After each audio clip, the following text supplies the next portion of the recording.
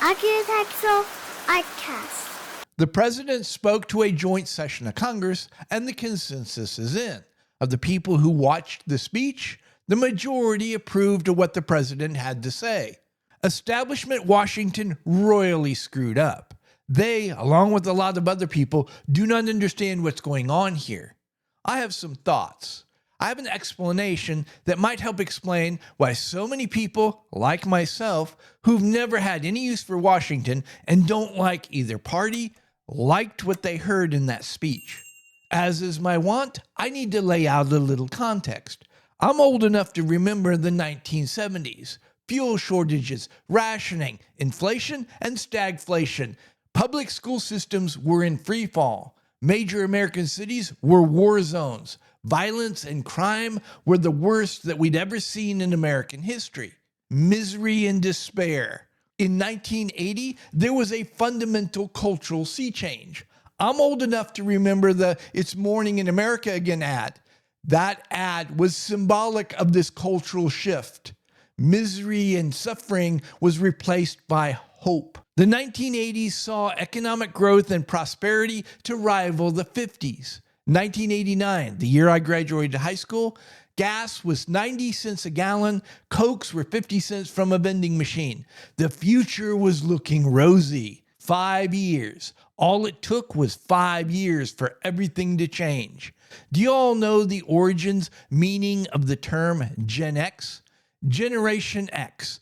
The X is supposed to symbolize the nameless, faceless generation, the lost generation, who, for the first time in 3 generations, they would not do as well as their parents. Politicians and the pundits on TV were telling Gen X, this is your fault. You don't deserve to do better than your parents because you're a bunch of stupid, lazy slackers. The problem with this official narrative, it wasn't jiving with my experiences. Drugs, in particular opiates and meth, were devastating the Ozarks in the early 90s. My father, my brother, my nephew, multiple cousins and other family members, all gone. In fact, 25% of my graduating class, gone. And a large percentage of them, directly or indirectly, is because of drugs. With illegal drugs came the inevitable crime, violence, and corruption. At one point, every major official in my hometown was compromised. Federal government, nowhere to be found. They could care less. And the few times they would show up, we quickly learned they were far more corrupt than any local official could ever be. Just as we were coming to terms with our new reality, starting to find our own solutions to the problems of drugs, crime, and corruption, and trust me, we were finding solutions, not for the squeamish, but effective. But just as we were coming to terms with all this, we got a sucker punch from Washington, D.C., one that the Ozarks have not recovered from to this day. NAFTA. Good old NAFTA. It was like watching a slow-motion train wreck as one business after another left for greener pastures, and the few businesses that remained imported cheaper labor.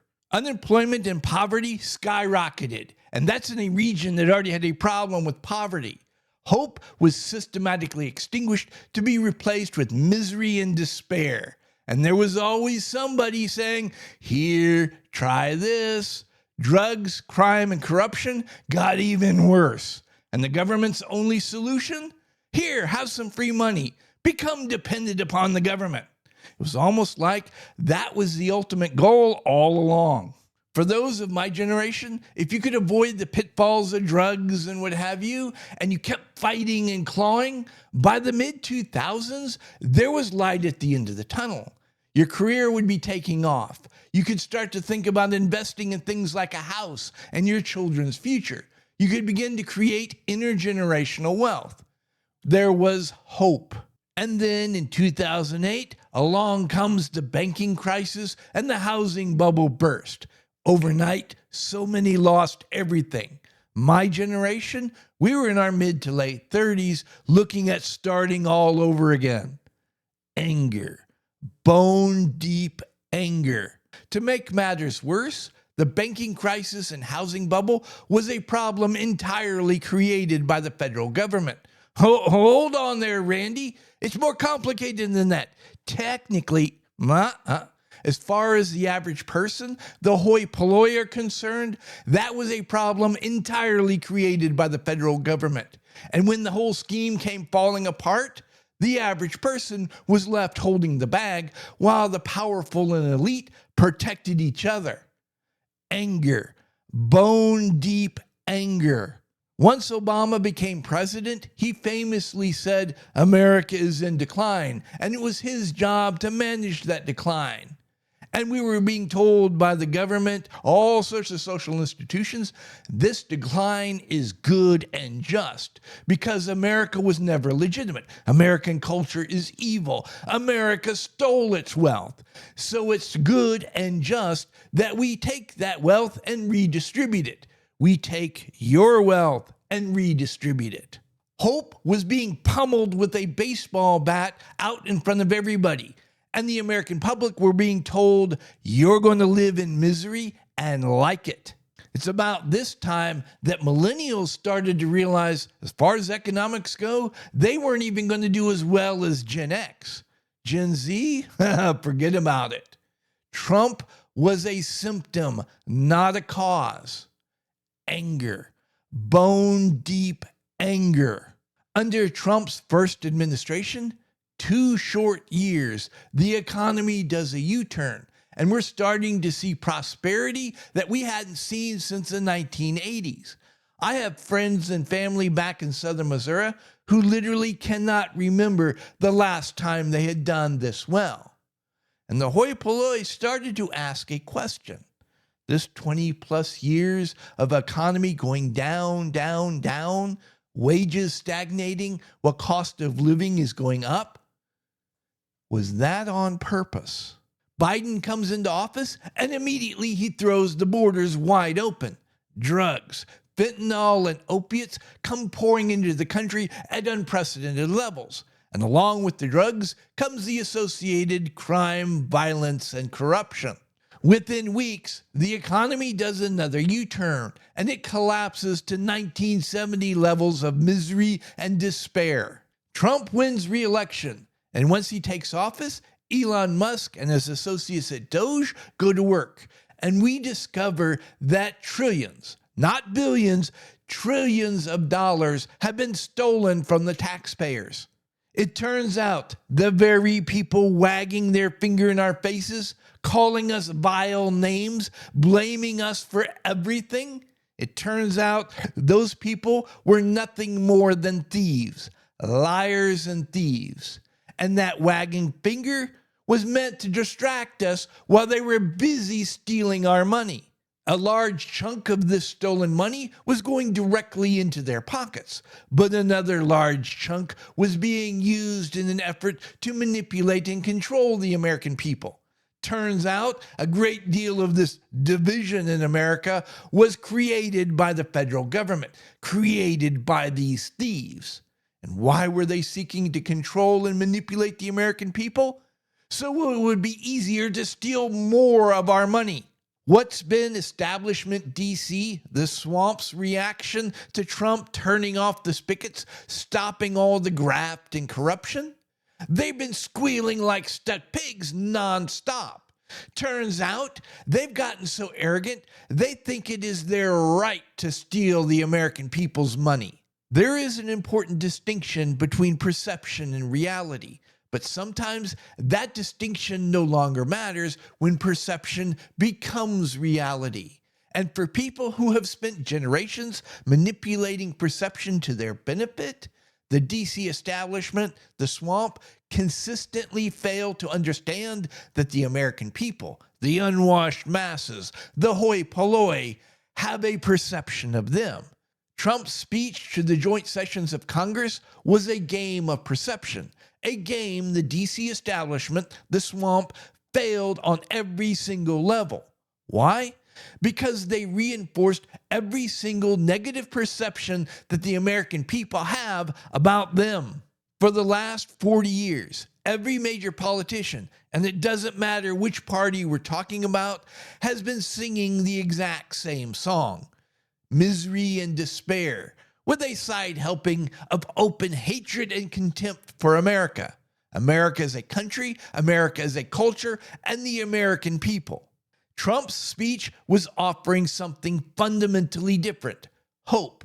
He was speaking with love, reverence even, for America and the American people. He was saying America has been great because of the American people. America is going to enter into a new golden age also because of the American people. All we need to do to accomplish this, get all the thieves out of the way to unleash America's potential. A game of perception. A big chunk of the DC establishment, the swamp, are sitting there like petulant children, clearly in opposition to every single thing that comes out of Trump's mouth, in opposition to his message of hope. They are demanding we maintain the status quo of misery and despair while they continue to steal every single tax dollar they can get their dirty little hands on. The DC establishment, the swamp, have put all their cards on the table. We now know exactly what they've been up to. Their lies, their thievery, their manipulation and control of the American people. And we also know to what lengths they're prepared to go to maintain all of this. But in their arrogance, the DC establishment, swamp, have forgotten Newton's laws of physics.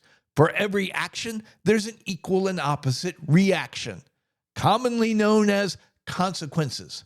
People keep trying to hand wave this away, keep saying, this is going to blow over, everybody will forget all about this in no time. No, there are going to be major long-term consequences for what we've learned, what we're still learning on a daily basis. But Randy, Republicans were doing the exact same thing. Yeah, and they should go to jail too. In fact, if I was in charge, I would require every senator, every representative to have a Doge-like audit of their accounts. And if they got caught with their hand in the till, I'd charge them with treason. Another point, we're starting to hear these stories. I'm a federal worker of 22 years and I've just been fired. It is so unfair. Well, about that. Umpteen years now, the federal government has been telling me that because I'm a member of a naughty group, I am responsible for everything that naughty group did. Now, which group and what they've done, that's changed over the years, but that's beside the point. And because I'm responsible for what the group did, they're justified in punishing me. Live by the sword, die by the sword. It's kind of poetic to see people getting hoisted on their own petards, don't you think? But Randy, where's your milk of human kindness? Milk of human kindness, you say? Where was the milk of human kindness when we desperately tried to get somebody to a hospital as they slowly faded away? That death was a direct result of federal actions and policies. Where was the milk of human kindness when me and my family's lives were in danger because I helped expose the crimes of a corrupt official? Crimes that were allowed and enabled by federal action and policy. Where was the milk of human kindness when my hometown slowly sank into despair as a direct result of government policies and actions? I know all about the milk of human kindness. But I also know the difference between friends and those who are actively trying to harm me and mine. And I don't forget. At any rate, I hope I've given you all something to think about. And until next time, you all be safe.